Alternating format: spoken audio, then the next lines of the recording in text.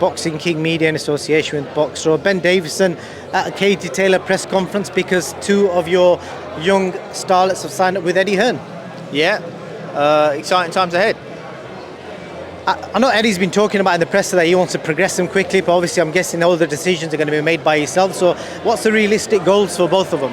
I think that we have to take it step by step. Unfortunately, Pat hasn't even made it back to the corner yet as a pro. I know that a lot of people would say, what do you mean, unfortunately? But look, the key part, everybody wants to build a bit of hype and all these knockouts and all the rest of it. Fantastic. But the key thing is development. If you really want to get to the elite level, you need time under the ring, you need to work on things. We might be working on something in the gym. I might get him an opponent that's suitable to allow him to work on those things in a on the night environment, under the lights environment. And if he just goes out, lets his hands go and blows the fella away, where's the development? Yeah, builds a bit of hype, knockouts, brilliant. But to really become an elite, you have to go through that development and have that correct mindset to work on things while you're competing at a level that you're capable to do so. So that's important, that the right fights that match up with what we're working on, but also that the fighters go in there with the right mindset. Definitely. I know you've raved about Pat loads. I remember Richard Schaefer when he signed with Probellum were comparing him to Canelo. So the hype around Pat is big. So what kind of weight is he realistically going to be at? Welterweight. Okay, because I'm thinking super fights down the line. So obviously Dalton Smith, Adam Azim are super lightweights at the minute. They're big fights down the line, aren't they? Yeah, for sure. And they're young lads that will probably be growing as well. So definite potential matchups down the line.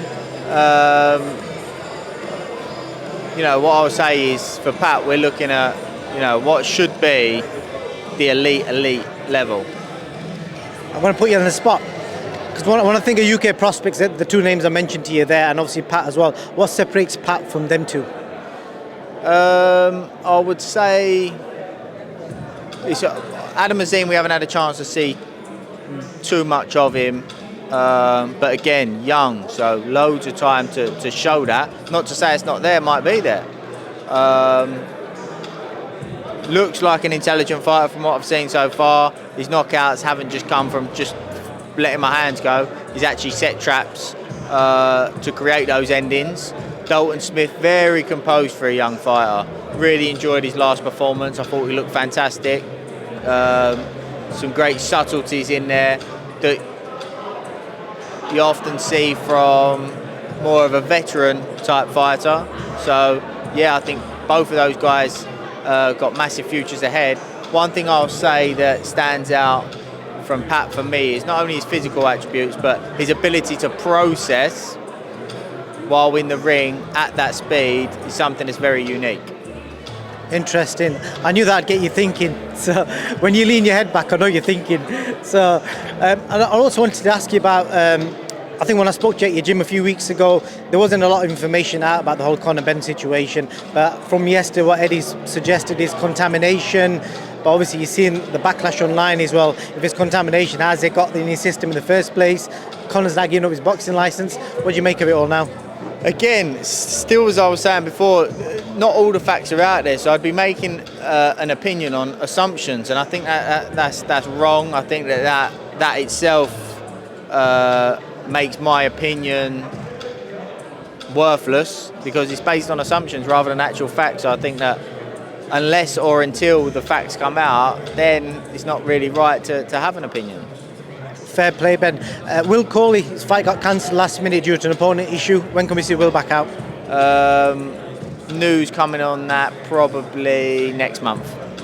Shabazz Masood, Jack Bates in a huge fight. Are you excited, aren't you? Oh, it's a brilliant fight. And, it's the opportunity that both guys have worked a long time for, and it's an opportunity that both guys have been starving for. So that in itself will make for a fantastic fight. It's the opportunity that Shabazz has need, and I believe it's one that he'll more than capture. Last question on your old pal Tyson Fury.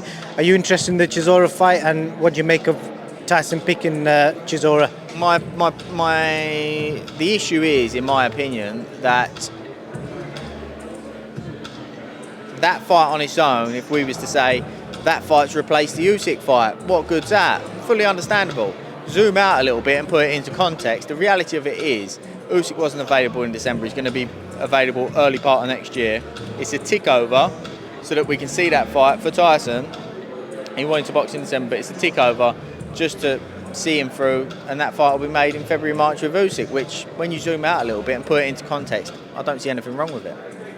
But I'll put this question on you. I know it's not your decision, but I suggested to Frank Warren, there's loads of WBC, in fact, we're going to call it, because the press is about to start.